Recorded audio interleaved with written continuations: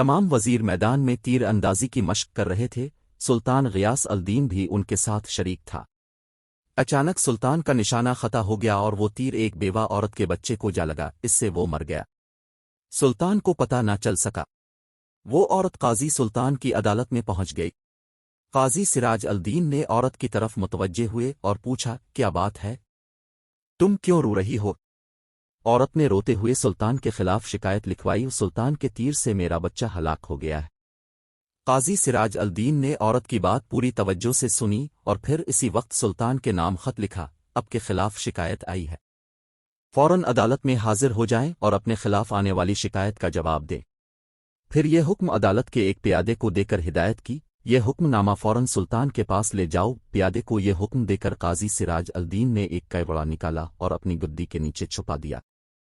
پیادہ جب سلطان کے محل میں پہنچا تو اس دیکھا کہ سلطان کو درباریوں نے گھیر رکھا ہے اور قاضی کا حکم نامی سلطان تک پہنچانا مشکل ہے۔ یہ دیکھ کر پیادہ نے اونچی آواز میں اذان دینا شروع کر دی۔ بے وقت اذان سن کر سلطان نے حکم دیا، اذان دینے والے کو میرے سامنے پیش کرو۔ پیادے کو سلطان کے سامنے پیش کیا گیا۔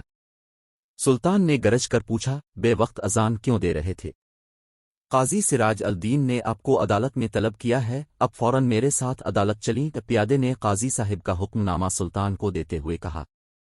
سلطان فوراً الفاٹے ایک چھوٹی سی تلوار اپنی آستین میں چھپا لی، پھر پیادے کے ساتھ عدالت پہنچا۔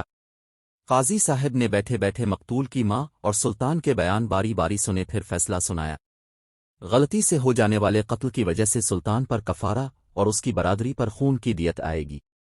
ہاں، اگر مقتول کی ماں مال کی کچھ مقدار پر راضی ہو جائے تو اس مال کے بدلے سلطان کو چھوڑا جا سکتا ہے۔ سلطان نے لڑکے کی ماں کو بہت سے مال پر راضی کر لیا، پھر قاضی سے کہا، میں نے لڑکے کی ماں کو مال پر راضی کر لیا ہے۔ قاضی نے عورت سے پوچھا، کیا آپ راضی ہو گئیں؟ جی ہاں، میں راضی ہو گئی ہوں، عورت نے قاضی کو جواب دیا۔ اب قاضی اپنی جگہ سے سلطان کی تعظیم کے لیے اٹھے اور انہیں اپنی جگہ پر بٹھایا۔